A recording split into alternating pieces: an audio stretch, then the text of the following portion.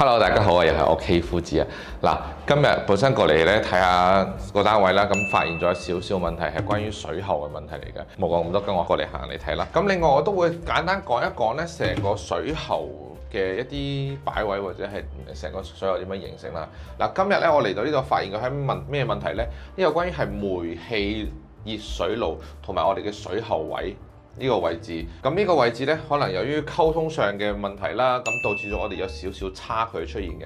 咁呢個問題我哋咁樣要即時更改，因為呢，大家要留意啊，我哋做每一款熱水爐呢，佢對你個水位嘅要求個高度都係唔一樣嘅，所以一定要留意啦。咁今次呢，就出咗少少問題呢，就係因為呢，應該理論上係我哋會同喺框嘅呢一個底去度落嚟，而唔係框嘅呢一個底度落嚟。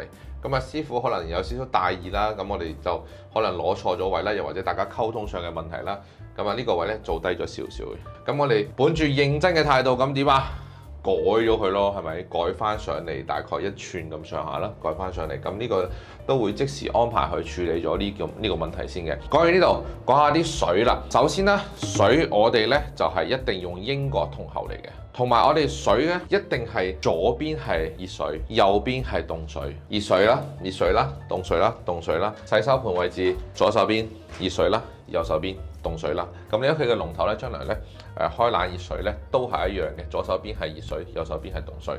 OK， 就睇下呢度啦，呢個都係嘅喎，左手邊係熱水，右手邊係凍水。同時之間，嗱呢一個係星盤位置，咁我哋習慣咧就將你屋企嘅總掣就擺喺星盤下面嘅。咁呢個位置咧就方便啲啦，因為有咩事咧可以即時閂到喉。係啦，咁就唔會將佢擺喺頂啦，係啦，都唔會收埋啲好難揾嘅地方啦，咁都會擺翻喺星盤底，咁你一打開嚟即可以見到閂到喉。水喉咧，咁入面有好多學問嘅，係啦，得閒再同大家講多啲啦，係咪？我做嘢先啦，都係。